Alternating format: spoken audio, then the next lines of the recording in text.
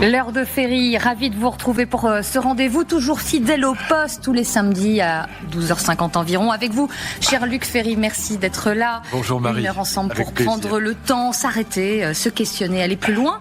Parce que je le dis toutes les semaines, mais c'est une réalité, tout va vite, parfois beaucoup trop vite.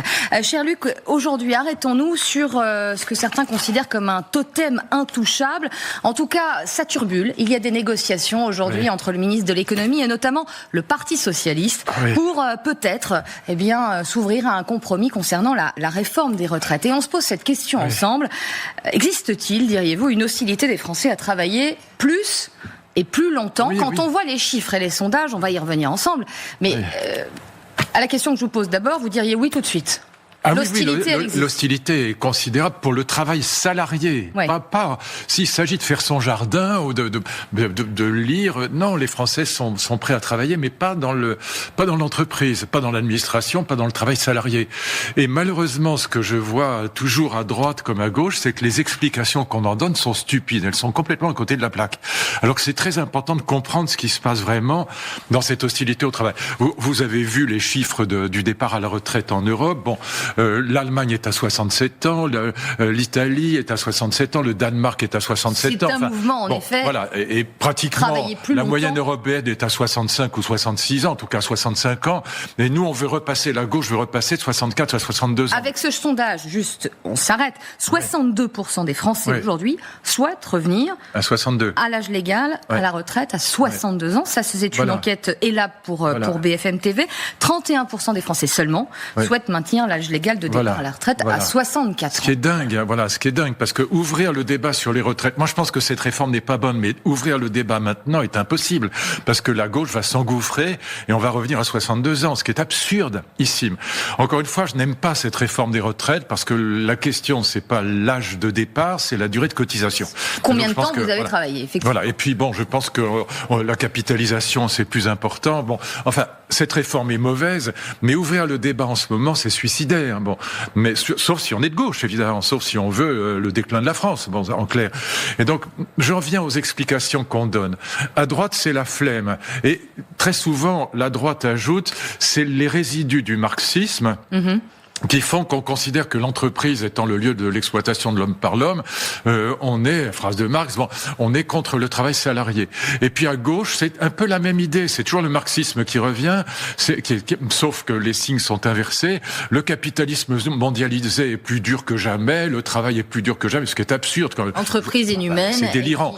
Entreprise inhumaine, quand je vois que mon père a commencé à travailler à 12 ans, et qu'il avait ni samedi ni dimanche, je veux dire, ça n'a rien à voir, quoi. On a progressé, on est aux 35 heures, on nage en plein délire. Mais les deux explications sont fausses. C'est exactement l'inverse de ce que ces gens-là disent. C'est pas le marxisme qui a tué le travail ou le goût du travail. C'est le capitalisme qui a tué le goût du travail. Parce que le capitalisme, il a déconstruit les valeurs traditionnelles. Schumpeter a raison. Il faut lire Schumpeter, qui est quand même pas un marxiste. Vous le citez très régulièrement. Ça, vous évidemment, avez la force de la cohérence. Et donc, ce qu'il explique, c'est que le capitalisme est une société d'innovation et de progrès formidable. Mais il y a une part obscure, c'est la déconstruction des valeurs traditionnelles qui freinait la consommation. Le capitalisme a voulu explicitement déconstruire les valeurs traditionnelles, parce que rien ne freine autant les valeurs traditionnelles, c'est ce qu'explique Freud, que la consommation. Que la sublimation, rien ne freine autant la consommation que les valeurs traditionnelles, j'étais en train de m'empêtrer. Et donc c'est le capitalisme qui a déconstruit les valeurs traditionnelles, et c'est évidemment lui qui est responsable de l'hostilité au travail. Pourquoi ? Parce qu'on a remplacé les valeurs traditionnelles par le goût, non pas du travail, mais de la consommation. Nos enfants vivent dans une société d'hyper-consommation. Et de surconsommation, toujours attirés par... Y compris quand ils sont écolos et qu'ils achètent des vêtements de deuxième main ou des objets reconditionnés. Parce que la génération des 15-35 ans est la génération la plus consumériste de toute l'histoire de l'humanité. Même quand ils sont écolos. Voilà. Et donc, on est rentré dans une société d'hyper-consommation, et pour y entrer, Il fallait déconstruire les valeurs traditionnelles dans lesquelles le travail, évidemment, figurait à l'école comme dans l'administration ou l'entreprise. Mais donc, c'est pas du tout la flemme qui s'empare des Français. C'est la quête du bonheur et du plaisir. C'est la psychologie positive et le développement personnel. Et la deuxième vie aussi.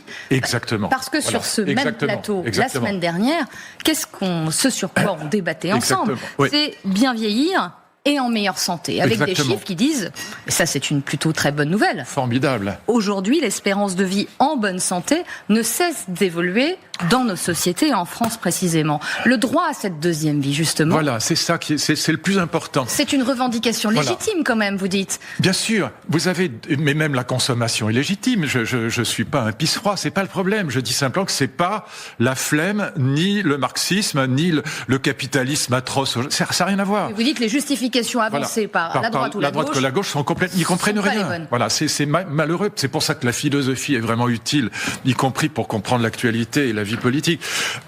On a la déconstruction des valeurs traditionnelles, donc de la valeur travail, par le capitalisme d'innovation et déconstruction. Et 2, on a évidemment cassé les religions de la deuxième vie. Et je vous donnais les chiffres il y a 15 jours.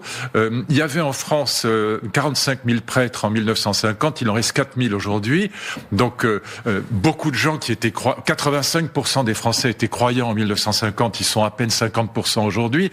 Et même chose pour le communisme. Le communisme est passé de 35% ou 30% de l'électorat à 2%. Or, c'était des religions de la deuxième vie. Je serai heureux après. Je serai heureux quand j'aurai fait la révolution. Je serai heureux après ma mort, quand je serai dans la lumière de Dieu. Quand vous n'avez plus de deuxième vie lumineuse après la révolution ou après la mort, au paradis sur terre ou au ciel, peu importe.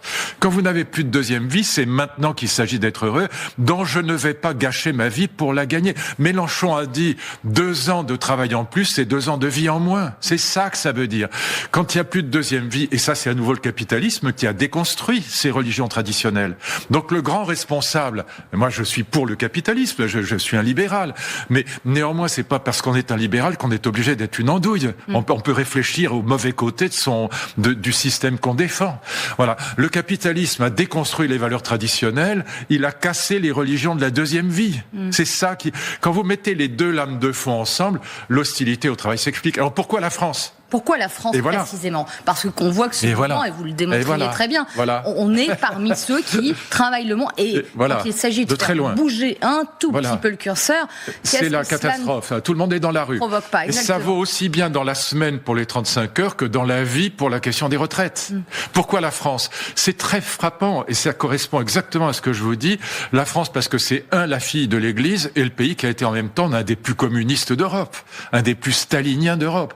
Tous mes copains en 68, tous ceux qui nous donnent des leçons de morale aujourd'hui, étaient communistes, maoïstes ou trotskistes. Mais évidemment. Qui sont vos amis quand même, encore. Certains d'entre eux, oui. Je pense à mon ami André Comte-Sponville, qui était communiste et qui est un type formidable. Ce qui prouve qu'on peut être communiste et un type bien. Mon vieil ami Maurice Leroy, c'est un de mes grands amis, était communiste aussi. En revanche, on ne peut pas être un nazi et un type bien. Je fais une vraie différence entre les deux. Mais néanmoins, la France était à la fois la fille de l'Église, et je dirais pas la mère du communisme, enfin depuis la Révolution française, depuis Hébert, depuis Babeuf, etc. On avait un pays très révolutionnaire, très passionné. Ancré en elle. Et qui font qu'aujourd'hui, ces résurgences-là...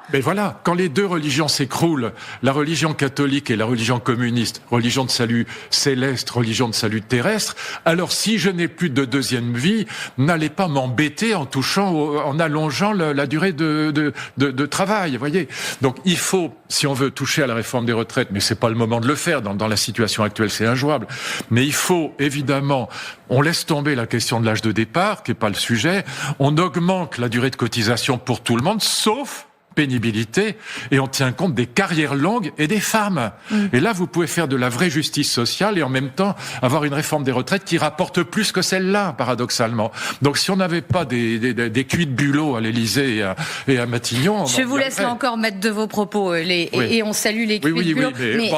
Non, mais c'est profondément ce que je pense. Ils sont nuls, voilà. Ils comprennent rien, ni à l'hostilité au travail, ni à ce qu'il faudrait faire sur les retraites. Alors, on peut défendre la retraite à point. Moi, je suis pas pour. Je pense que la capitalisation, c'est mieux. Mais arrêtons de dire que c'est l'âge de départ qui est l'essentiel. C'est la durée de cotisation et on tient compte pour que ce soit juste 1 de la pénibilité, 2 des carrières longues et 3 des femmes. Et là, on est vraiment juste et on a une réforme qui rapporte plus que cette très mauvaise réforme dans laquelle on patauge aujourd'hui. Sur la spécificité des carrières longues, justement, vous compreniez et vous entendez qu'il y a des Français aujourd'hui qui disent que le travail ne les épanouit pas, que passé un certain âge, ils ne se voient pas du tout plus continuer. Il faut entendre aussi et accepter ce discours et cet argumentaire-là. Mais bien sûr, c'est pour ça que je vous dis, l'essentiel est de tenir compte des carrières longues. C'est des gamins qui ont commencé à travailler à 17 ans. Il n'y a pas de raison pour 15 ans. Il n'y a pas de raison pour qu'ils cotisent plus longtemps que les autres. C'est scandaleux. Alors ça, la réforme actuelle est scandaleuse. Même chose pour les femmes et même chose pour la pénibilité.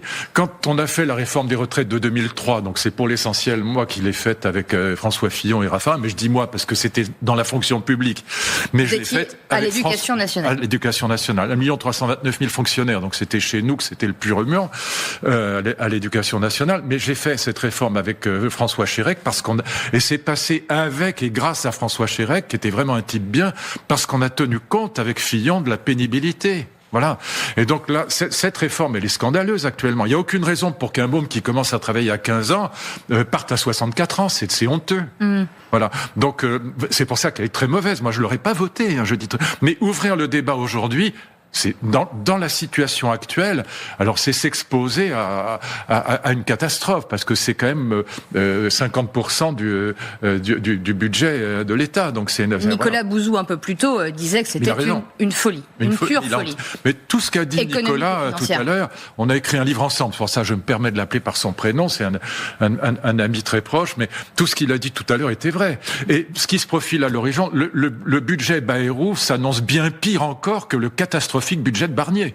Donc le problème de Bayrou, c'est pas d'arranger de stopper le déclin de la France, c'est de rester en poste. Vous dites de durer le plus longtemps. Évidemment, et de ne pas être censuré au bout de 3 mois. Et je vous ai dit depuis des semaines que je pense qu'il est capable d'y arriver, parce que s'il deal avec la gauche et qu'il fait un budget catastrophique, donc un budget de gauche, il y arrivera. Oui, qui arrivera à convaincre ses partenaires, mais il n'est pas dit non plus qu'il en perde certains à sa droite. Et certains de son fameux socle commun.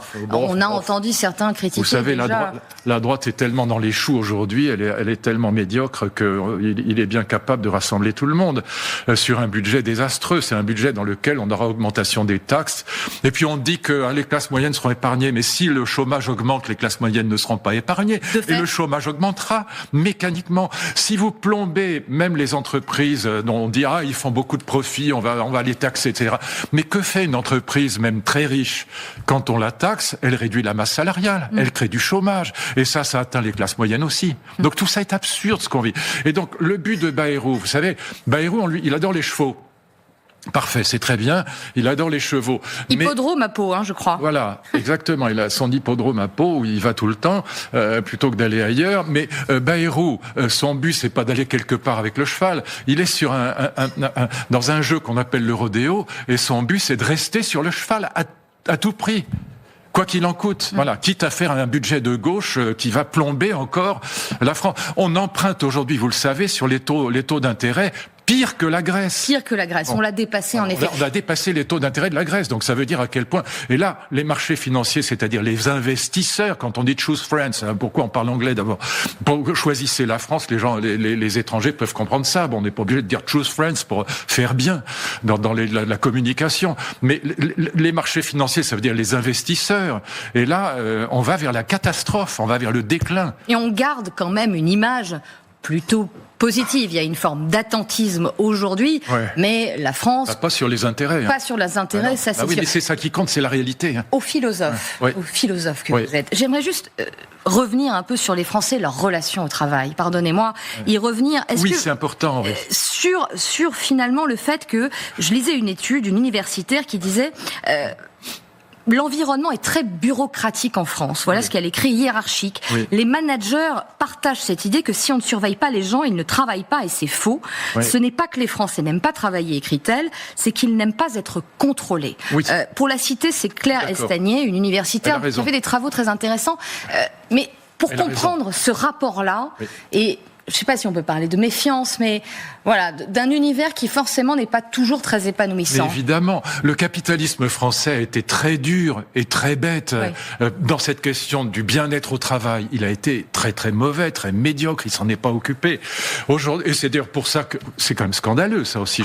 Je ne cesse de m'engueuler là-dessus avec Dany, mais l'idée de régulariser les sans-papiers pour les métiers en tension, ça veut dire quoi? Ça veut dire que le capitalisme français ne veut pas payer suffisamment les Français.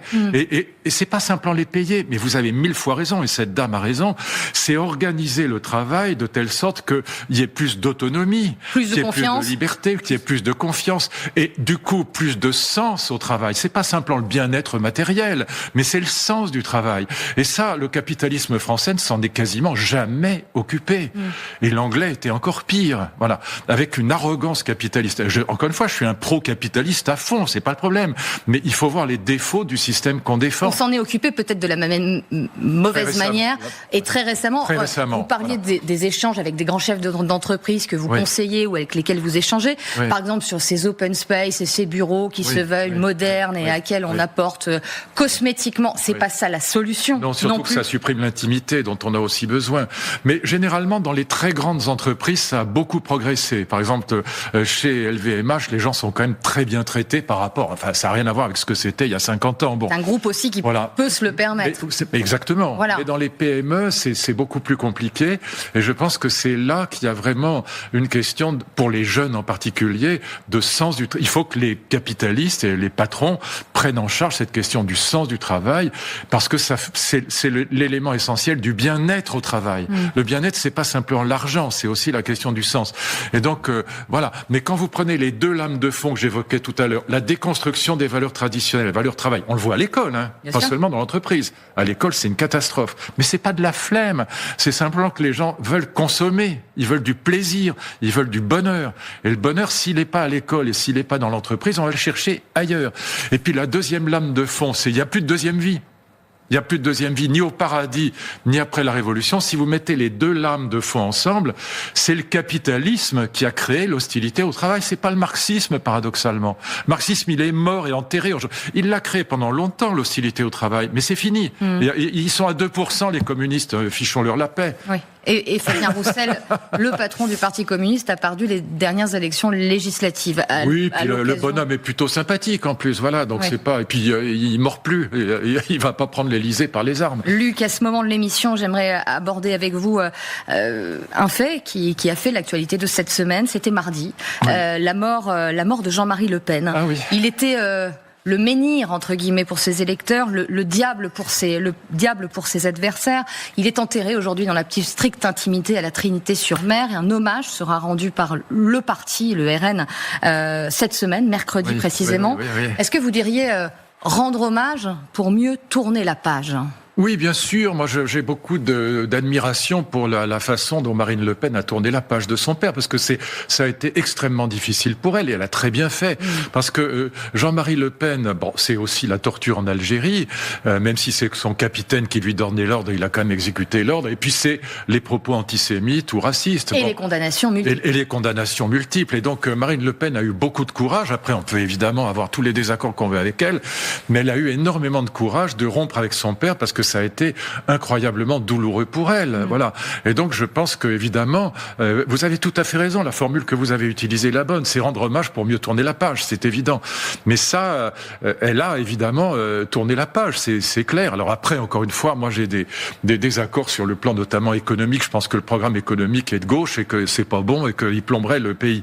Mais bon, en revanche, je pense qu'elle est évidemment pas d'extrême droite. Son père est d'extrême droite, clairement. Vous elle, dites, non. Elle n'est pas d'extrême droite, mais vous savez à quel point vos détracteurs et certains commentateurs et toute une partie de la gauche, forcément, et même en centre, considèrent qu'aujourd'hui, Marine Le Pen et ses alliés sont d'aujourd'hui d'extrême droite. Qu'il y ait des gens d'extrême droite dans le parti, comme il y a, mais il y a beaucoup moins d'antisémites que chez LFI, beaucoup moins.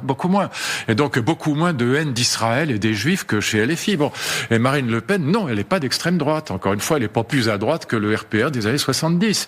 Elle est ni raciste, ni antisémite. Elle déteste le racisme et l'antisémitisme. Elle est absolument républicaine. Il n'y a aucune envie d'assassiner les opposants comme le faisait l'extrême droite, d'assassiner les juifs. Voilà. Et donc, elle est républicaine à 100%. Maintenant, elle est nationaliste, elle est souverainiste, bien qu'elle se soit réconciliée avec l'Union européenne. Elle est clairement nationaliste. Elle a un programme économique qui, pour moi, est de gauche, donc qui est pas meilleur que celui d'Olivier Faure.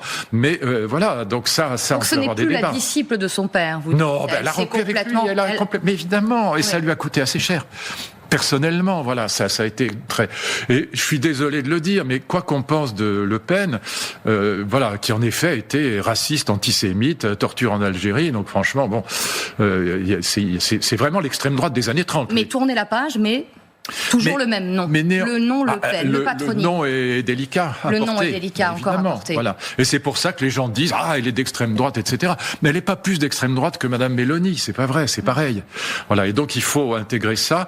Et c'est d'ailleurs une des raisons pour lesquelles elle a parce qu'elle s'est réconciliée aussi avec l'Union européenne. Elle a compris que si elle sortait de l'Union européenne, les taux d'intérêt allaient multiplier par 2 et qu'on était dans les choux définitivement, elle peut aujourd'hui gagner les élections. Encore une fois, moi je suis un vieux gaulliste, donc moi je reste fidèle. J'ai jamais tourné ma veste, jamais de ma vie. Mais néanmoins, je dis la vérité, enfin ce que je crois être la vérité, cette dame n'est absolument pas d'extrême droite. Il n'y a pas une once de racisme ou d'antisémitisme chez elle. C'est pas elle est absolument républicaine. Mais elle a un programme hyper nationaliste, souverainiste, voilà. Mais vous savez qu'en disant cela, elle est plus proche de Jean-Pierre Chevènement que de son père. Vous allez déclencher les critiques les plus ça m'est viriles. Totalement égal. Et ça, je le sais, c'est aussi ce qui fait le sel de nos conversations. Juste, vous qui avez l'art du verbe et des mots et à quel point vous y attachez une importance, sur la réaction de la classe politique. Je trouve intéressant de s'y arrêter, le choix des mots. François Bayrou, encore lui, le Premier ministre, s'est fendu d'une réaction sur les réseaux sociaux apprenant la mort de Jean-Marie Le Pen. Il parle de polémique. Au-delà des polémiques qui étaient son arme préférée, des affrontements nécessaires sur le fond, il aura été une figure de la vie politique française. On savait, le combattant, quel combattant il était. Ce mot de polémique a suscité, dans son camp et plus largement, colère, je ne sais pas, mais en tout cas, on a considéré que le mot n'était pas le bon. Était l'arme préférée. Vous partagez ces interrogations. Il a dû se fendre d'une explication, François Bayrou, en disant que polémique vient du grec polémos, qui veut dire grec. Dire que la polémique était l'arme préférée de Le Pen, c'est la moindre des réalités. Parler de Jean-Marie Le Pen, parler de ce qu'il a été, de ses déclarations tonitruantes, il y a quand même un embarras général de toute une partie de la classe politique. Écoutez, moi je n'hésite pas à dire que Jean-Marie Le Pen, c'est vraiment clairement l'extrême droite des années 30. C'est donc à mes yeux, ce qu'il y a pire, enfin à part le communisme, qui a fait quand même... Rappelons quand même que le communisme a fait dans le monde beaucoup plus de morts que le nazisme. C'est en gros 120 millions de morts. Le nazisme, si on compte toute la guerre, c'est 60 millions. Et donc on peut... Et puis le communisme stalinien était tout aussi antisémite. Enfin, peut-être pas, il n'y a pas eu de camp d'extermination des juifs, mais enfin c'est pas passé loin. Il n'y a pas eu... C'est pas passé loin, c'est pas l'affaire des blouses blanches, les médecins, souvenez-vous, donc le stalinisme, le communisme, que ce soit au Cambodge, que ce soit en Chine ou que ce soit en Union soviétique ou ailleurs, il a été en termes de nombre de victimes pire que le nazisme. Donc n'oublions jamais ça. Maintenant, je dis Jean-Marie Le Pen, oui, c'est un néo-nazi, c'est un vrai fasciste avec tout ce que ça comporte de torture, antisémitisme, de racisme, bien sûr. Bon, voilà, et c'est évidemment détestable. Il a été condamné. Voilà. Et encore une fois, je dis, sa fille a évidemment très bien fait de rompre avec lui personnellement. C'est aussi personnel, cette rupture. Après, encore une fois, on peut en penser ce qu'on veut du Rassemblement national d'aujourd'hui. Et moi, je reste un gaulliste libéral de toujours. Donc, son programme économique ne me va absolument pas. Et sur les choix, juste revenir, on a la réaction de François Bayrou. Le communiqué de l'Élysée aussi pose question. Il dit Jean-Marie Le Pen a joué un rôle dans la vie publique qui relève désormais du jugement de l'histoire. Je parlais d'embarras, de malaise quant à réagir à la mort de Jean-Marie Le Pen. Oui, ils sont embêtés, des propos chocs et des scandales. Chirac était embêté aussi parce qu'il avait serré la main. On se souvient, il avait dit qu'il fallait pas. C'était horrible de serrer la main à Le Pen, mais bon, il lui avait serré la main. Et vous vous souvenez que Le Pen avait sorti la photo de Chirac puis en short, à moitié à poil, serrant la main à Le Pen avec un grand sourire. C'était très drôle. Non. Mais il a refusé de débattre face à lui. Bien sûr, mais Chirac a été un vrai... c'est marrant parce que faut le connaître. Chirac a été un homme de ce point de vue-là absolument impeccable. Voilà. Contrairement à Mitterrand, il a été absolument impeccable sur l'antisémitisme, sur l'héritage du nazisme, et donc en effet, il était très très très hostile à Jean-Marie Le Pen. Bon, maintenant, moi, les mots, c'est pas parce qu'on le dit en grec que ça change quoi que ce soit. C'est ça. Oui, de toute façon, c'est vrai que Jean-Marie Le Pen était un provocateur né. Voilà, excellentissime étudiant, très très brillant. Et bon tribun aussi, vous diriez. Oui, et puis maîtrisant l'imparfait du subjonctif à merveille, voilà. Et c'est vrai que moi je me souviens de Evelyne Pizier, qui était une amie très proche, avec qui j'ai fait cours à la Sorbonne en doctorat pendant des années à Paris 1. Elle avait eu Jean-Marie Le Pen comme étudiant, elle me disait que c'était l'étudiant le plus brillant qu'elle avait eu, alors que Evelyne Pizier était très très à gauche. Et ne partageait rien de ses elle le détestait absolument, politiques. mais elle me disait, voilà, c'est l'étudiant le plus brillant que j'ai eu dans ma vie. Donc c'était un homme, corruptio optimi pessima, comme on dit, puisqu'on parle un peu grec, la corruption des meilleurs est la pire. Et d'ailleurs, par ailleurs, je disais que polémos voulait dire grec, non, polémos veut dire guerre en grec. Voilà, c'est le conflit. Ma langue a fourché. Oui. Jacques Chirac, vous en parliez, cité par la porte-parole du gouvernement qui dit « Même mort, l'ennemi a droit au respect ». C'était les mots de Jean-Marie Le Pen à la mort de Jacques Chirac. Regardez ces images. Qu'est-ce qu'elles vous ont évoqué, ces rassemblements? Encore une fois, ils n'étaient pas des centaines et des milliers. Place de la République, se réjouissant justement ce mardi soir dernier, 7 janvier, de la mort de Jean-Marie Le Pen. Indécence totale, stupidité ou compréhension quant à ses opposants. C'est l'abjection et la bêtise à l'état chimiquement pur. Mais ça pose une chose qui est très importante, c'est que le fascisme rouge, qui aujourd'hui dérive vers l'antisémitisme d'ailleurs, n'a rien à envier au fascisme brun. C'est les mêmes pour moi. Donc ces pseudo-antifas se vautrent dans l'abjection. Surtout que Jean-Marie Le Pen, de toute façon, ça fait 10 ans qu'il était hors circuit. Il n'y avait rien à craindre de lui. Regardez ça, ces têtes de... Bon, voilà, c'est à la fois le sommet dans la bêtise et l'abjection. Qu'est-ce que vous voulez que je vous dise? Mais c'est comme ça. Mais j'ai jamais pensé autre chose du fascisme rouge. Je l'aimais. Encore une fois, le stalinisme, le maoïsme et les Khmers rouges auront fait beaucoup plus de morts qu'Hitler. Voilà. Bon, donc c'est ce qu'on retrouve. C'est l'héritage. Voilà, c'est l'abjection et la bêtise à l'état chimiquement pur. Mais c'est comme ça. Luc Ferry, on fait une très courte pause et dans quelques instants, on se retrouve pour l'heure de Ferry. On évoquera notamment ce torchon qui brûle entre Paris et Alger. Et puis on évoquera aussi une question qui vous tient à cœur et sur laquelle j'aimerais revenir, la dénatalité, les chiffres. Pourquoi c'est si grave? À tout de suite dans l'heure de Ferry. Retour dans l'heure de Ferry avec Luc Ferry, évidemment, philosophe et écrivain. J'aimerais désormais qu'on s'attarde sur cette question, évidemment, ce bras de fer entre Paris et Alger suite à l'expulsion d'un influenceur algérien arrêté pour leur appel à la violence. L'homme est bien arrivé à Alger, les autorités algériennes ont refusé de le laisser entrer sur leur sol, il est donc reparti en France. Ça, c'est les faits. La question plus large aujourd'hui qui nous occupe, c'est de savoir si la France doit poser des limites et assumer le rapport de force avec l'Algérie. Écoutons le ministre des Affaires étrangères hier, qui était sur notre antenne justement face à Margot Haddad. Depuis quelque temps, les autorités algériennes ont adopté vis-à-vis de la France une attitude d'hostilité. Alors, nous sommes ouverts à un dialogue franc, à un dialogue ferme, mais pour un dialogue, il faut être deux. Et si les Algériens poursuivent cette escalade, cette posture d'hostilité que j'évoquais tout à l'heure, alors effectivement, nous n'aurons d'autres possibilités que de répliquer. Beaucoup de si, beaucoup de précautions. Alors c'est un rapport de force, c'est pas un dialogue franc. Donc c'est un baïrouisme, donc c'est un centrisme. Bon voilà, donc on a la parole, c'est le robinet d'eau tiède. Bon, non, Gabriel Attal était beaucoup mieux quand il a dit qu'il fallait revenir sur les accords de 68. C'est un rapport de force, c'est un bras de fer. C'est scandaleux qu'on n'ait pas encore libéré Boualem Sansal. Et ça, c'est l'office, c'est le travail, c'est la prérogative du président de la République. Et donc c'est c'est un scandale. On a des moyens de rétorsion qui sont considérables. On a ces fameux accords de 68 qu'on peut tout à fait remettre en question. Ce régime dérogatoire, c'est important de aucun étranger n'a ça. Alors, ça pouvait se comprendre à l'époque, puisque bon, les accords d'Évian de 62, on sortait de la guerre, bon, c'était normal qu'on traite convenablement les gens qu'on avait colonisés, bon, et avec lesquels on avait fait la guerre. Mais voilà, on n'est plus en 68, et puis il y a toute cette aide au développement, là, 800 millions d'euros dans les dernières années. Il y a la question des visas, il y a aussi la question de l'argent qui est des personnes algériennes qui travaillent en France et qui l'envoient en Algérie. Enfin, on a des moyens de rétorsion qui sont considérables. Mais les excuses à répétition et très mal faites, très maladroites d'Emmanuel Macron avec l'idée que la repentance. La repentance à l'état chimiquement pur, la colonisation, crime contre l'humanité, etc. C'était pas le moment. Ça n'a fait que booster la haine du gouvernement algérien. Donc Macron pensait arranger les choses en disant des trucs aimables, mais ça a été exactement le contraire. Vous évoquiez Gabriel Attal. Sur les accords de 68, il faut y revenir aussi, parce que si on devait appuyer sur le bouton, vous pose la question. On dit définitivement adieu à nos relations diplomatiques avec l'Algérie. Non, c'est des rapports de force. Vous savez, les rapports de force, c'est une bonne chose.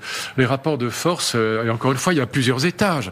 Je n'y reviens pas, je viens de le dire. Il y a les visas, il y a l'argent, c'est énorme l'argent de l'aide au développement, c'est considérable. Bon, un peu plus de 800 millions d'euros en 5 ans, voilà. C'est ça. 800 millions d'euros en 5 ans, c'est pas rien, surtout pour un pays comme l'Algérie, qui est quand même pas un pays extrêmement riche. Bon, donc on a des moyens de rétorsion. On n'est pas obligé de les utiliser tous en même temps, mais c'est quand même pas normal qu'un ressortissant français, en plus de la qualité de quelqu'un comme Boualem Sansal, soit toujours en prison alors qu'il a un cancer, qu'il est malade et qu'on peut pas le soigner là-bas. Enfin, c'est pas possible. Et ça relève encore une fois du président de la République. C'est pas Bruno Retailleau qui peut vraiment faire quelque chose. C'est vraiment le président de la République. Là, pour le coup, on est dans le domaine réservé. Bon. Et donc, on a des moyens de rétorsion. C'est un rapport de force. Alors, on n'est pas là à un dialogue franc, mais enfin ça c'est du centrisme mollasson, c'est pas le sujet. Mais il dit quand même à la fin de cette intervention que on aurait les moyens de... Pourquoi le conditionnel? On les a. Voilà, il faut... Mais vous dites faut les utiliser. Vous dites aujourd'hui, vous l'ancien ministre, il faut appuyer sur le bouton et dire stop. Évidemment, il faut dire stop, et encore une fois avec une réponse graduée. On n'est pas obligé d'utiliser tout d'un coup. Mais si on a un président de la République... Enfin, je veux dire, si Chirac était là, mais le problème serait réglé. Et donc, en même temps, justement, il va falloir désormais trancher et une position beaucoup plus claire du président de la République. Mais bien sûr, beaucoup plus claire, beaucoup plus ferme, beaucoup plus courageuse. Et puis arrêter la repentance. Enfin là, on voit bien que ça n'a pas du tout marché. C'est l'effet exactement inverse. Ceux qui nous détestaient là-bas se sont dit, mais voyez, ils reconnaissent eux-mêmes qu'ils ont été des vrais salauds. C'est comme ça qu'ils l'ont pris. La repentance, justement, est évoquée par Gabriel Attal. Il dit, il est temps de se débarrasser des procès en culpabilisation de la rente mémorielle. Elles ont des mots forts quand même. Mais il a raison. L'ancien Premier ministre. Et pourtant, bon, c'est un ancien Premier ministre, c'est quelqu'un qui vient du Parti socialiste, c'est pas un fasciste, c'est pas non plus le Rassemblement national. Et donc moi je trouve que Gabriel Attal, là, il a tout à fait raison. Ça m'étonne pas de lui d'ailleurs, parce que c'est un type intelligent.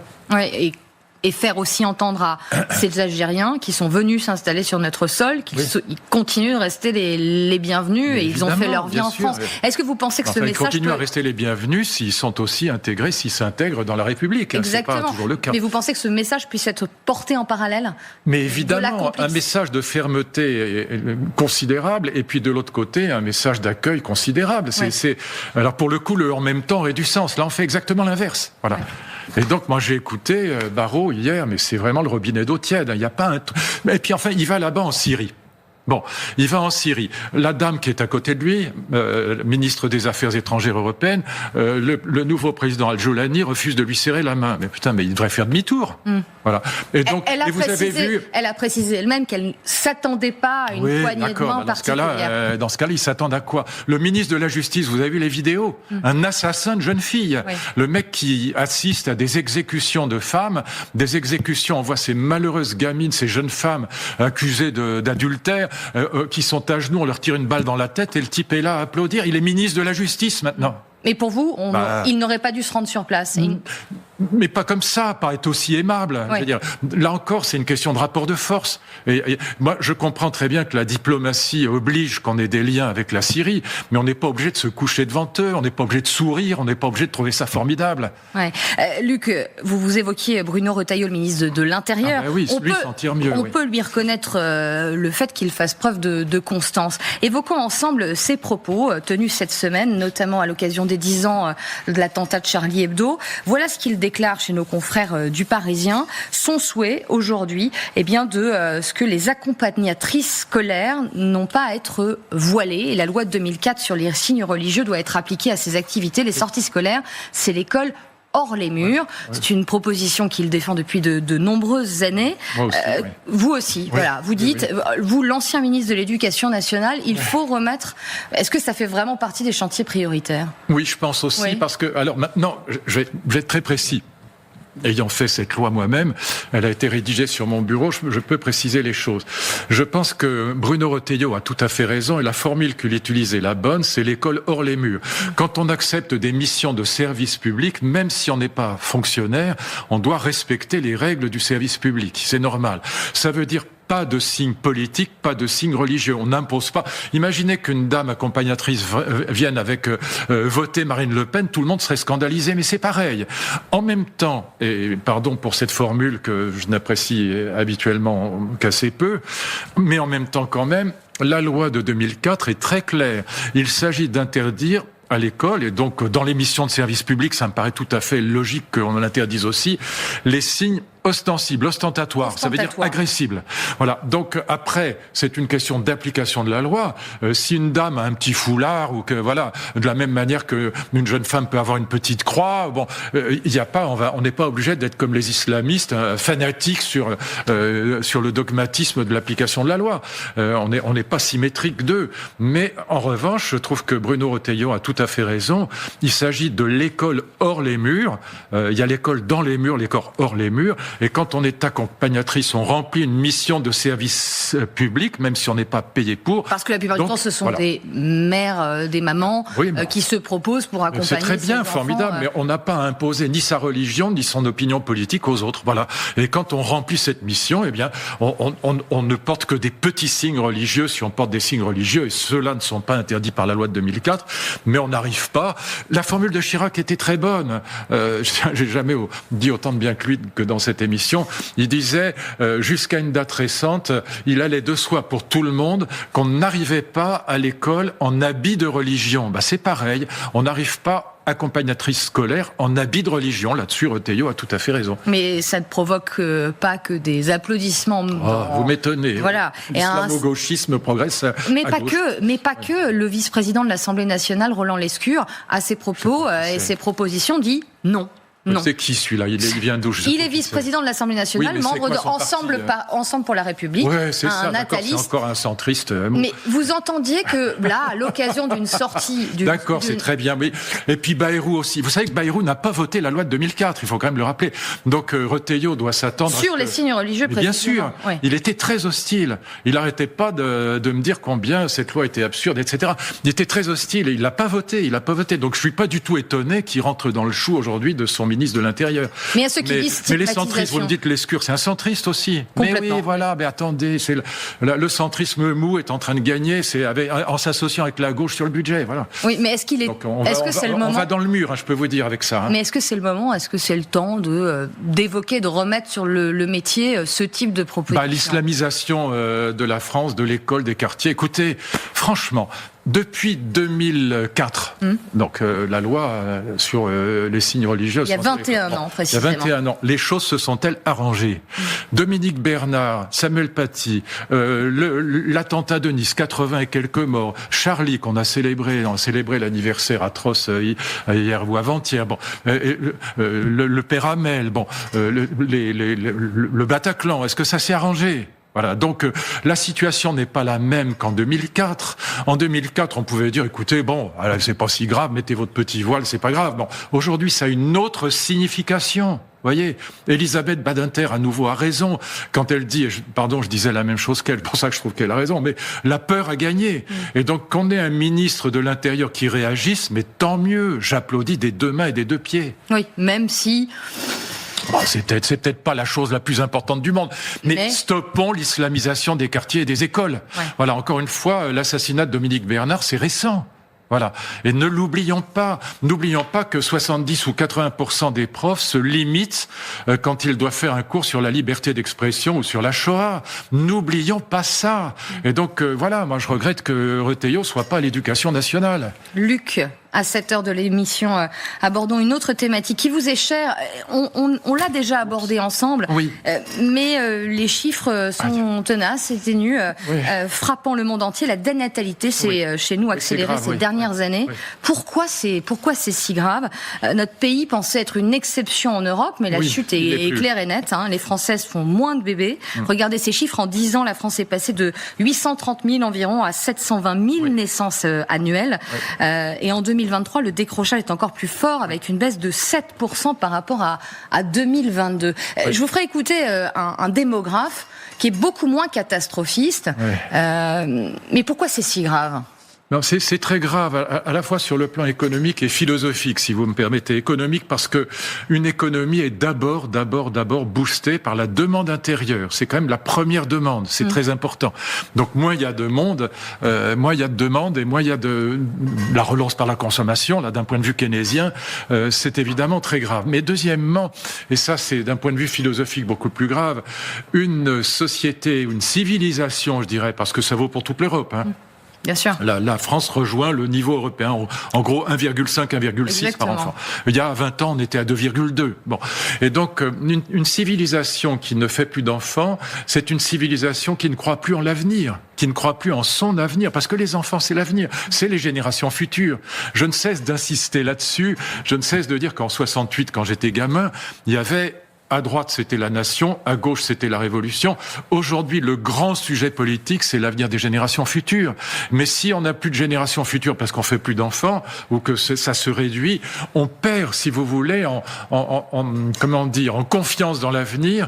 Et puis, d'un point de vue même démographique, d'un point de vue de civilisation, mais aussi d'un point de vue militaire, d'un point de vue en termes de puissance, tout simplement, c'est évidemment une érosion qui est catastrophique. Voilà. Et donc, on a une civilisation européenne qui croit au déclin, en fait. Et vous savez ce qui est très grave, c'est que Poutine, dans sa fichue guerre en Ukraine, quand il fait le tour du monde et qu'il s'adresse au BRICS, au Sud global. Voilà. Oui. Et donc, qu'est-ce qu'il dit ? Mais regardez, ces gens qui vous ont colonisé, mais aujourd'hui sont en déclin. Regardez leur démographie, regardez leur incapacité. Ça fait partie de son narratif et de son argumentaire. Bien sûr. Et ce qui est très grave, c'est que vous prenez les meilleurs intellectuels français aujourd'hui, en tout cas les plus connus et les respectables, ils sont tous convaincus qu'on est en plein déclin. Voilà, mes camarades multiplient les livres sur la décadence et le déclin. Moi pas, parce que je dis qu'on peut s'en sortir. Mais encore une fois, je pense qu'il faut comprendre la dénatalité, il faut comprendre ça, parce que c'est pas du tout une bonne nouvelle. Avec un paradoxe. Sauf pour les écologistes qui veulent que l'humanité disparaisse. Mais bon, ça c'est pas mon point de vue. Avec un paradoxe malgré tout, et je fais peut-être aussi mon mea culpa, l'attention médiatique se concentre encore sur la surpopulation. Mais c'est absurde. Alors que effectivement, il y a ce mouvement-là n'existe pas. C'est le contraire qui se passe. Il faut absolument lire le livre des deux chercheurs canadiens que j'ai évoqué avec vous il y a 15 jours, mais on ne répète jamais suffisamment. Il s'appelle Ibbitson et Breaker, c'est traduit en français. Le livre s'appelle Planète vide, et ils expliquent pourquoi on va vers la dépopulation, pas vers Ehrlich déconnait complètement.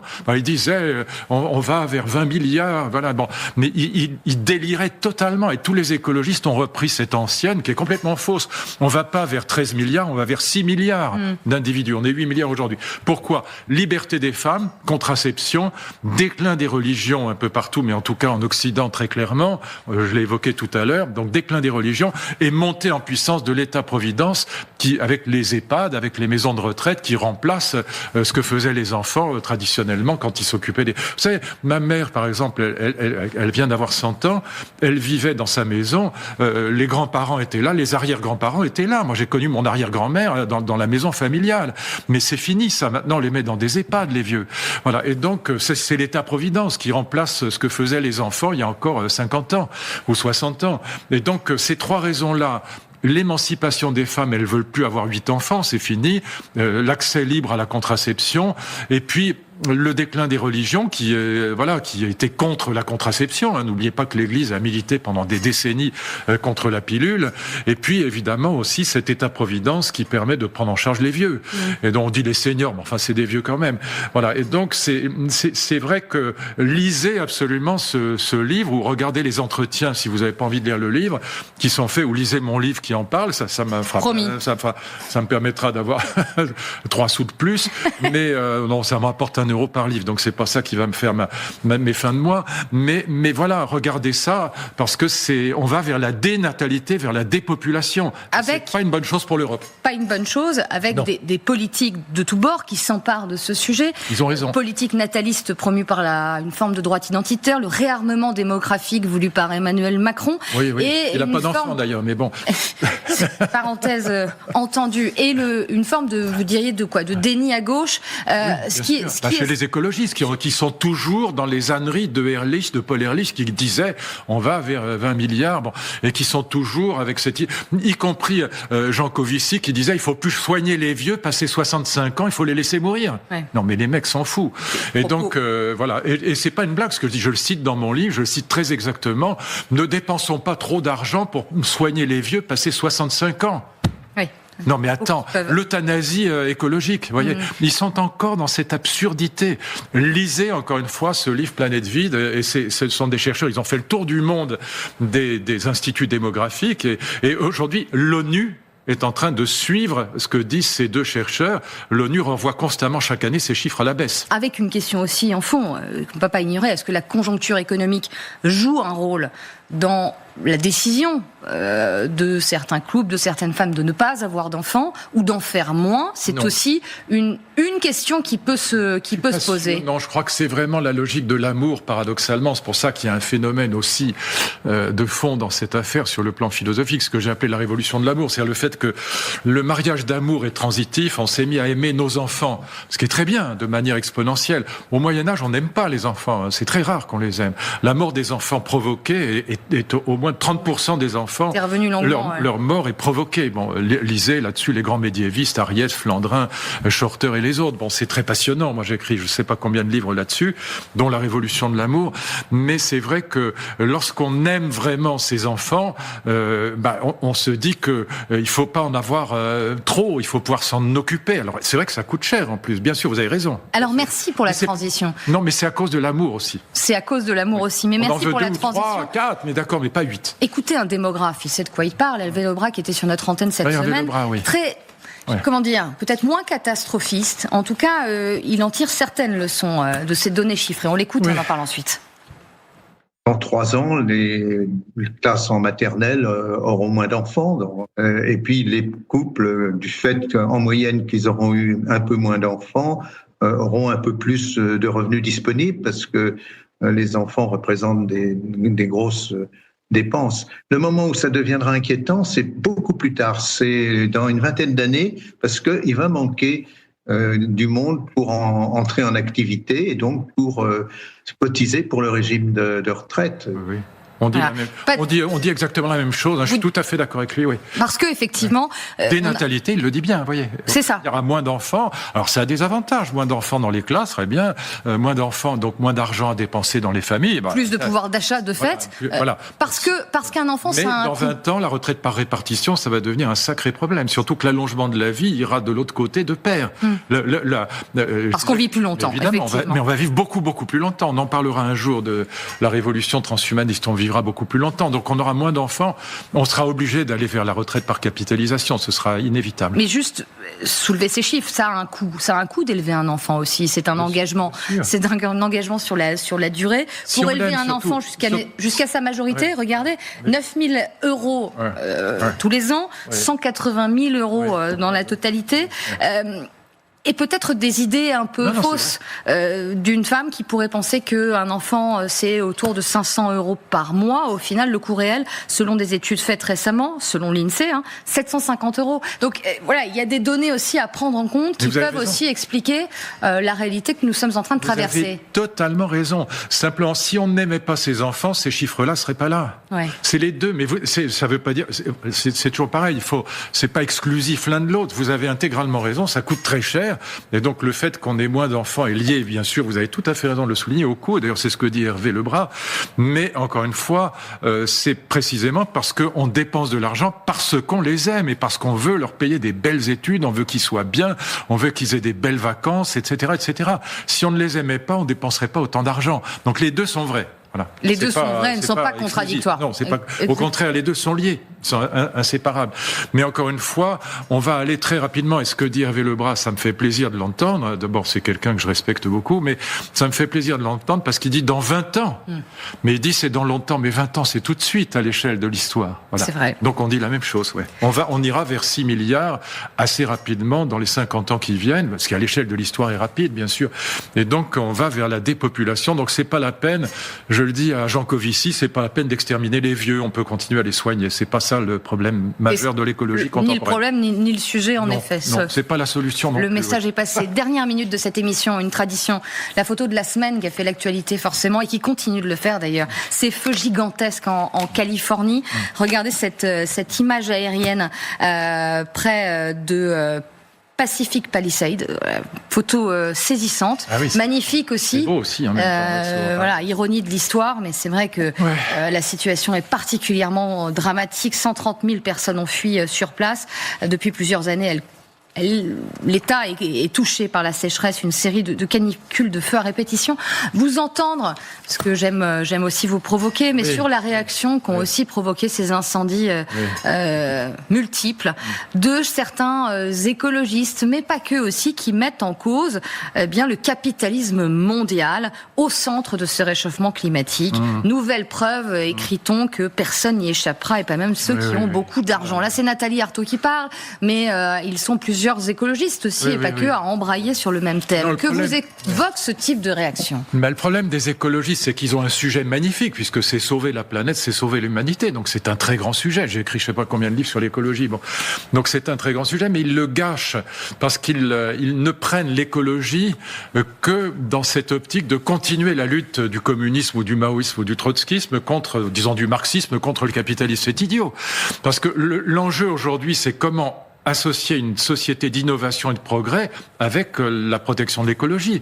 Voilà. Et c'est évidemment le sujet de l'écomodernisme pour lequel je plaide depuis des années. Maintenant, je vous donne un chiffre parce qu'il est quand même fascinant puisqu'on parlait de dénatalité et on parlait de démographie.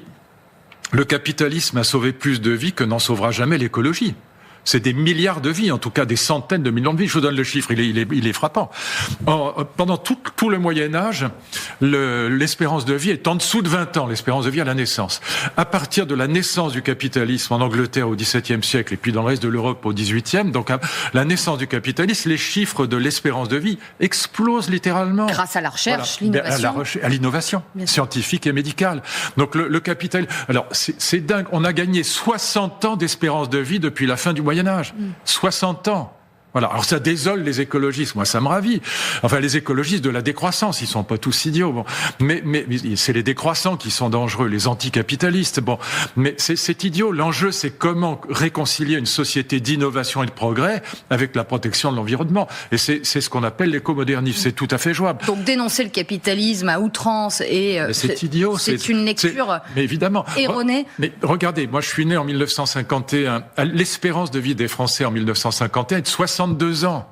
Elle est aujourd'hui de 80 ans pour moi et de 85 ans pour vous. Enfin, pour moi, c'est un peu plus que ça, puisque j'ai déjà évité pas mal de catastrophes. Mais à la naissance, c'est 80 ans pour les hommes et 85 ans pour les femmes. Mais c'est grâce à quoi? Au capitalisme.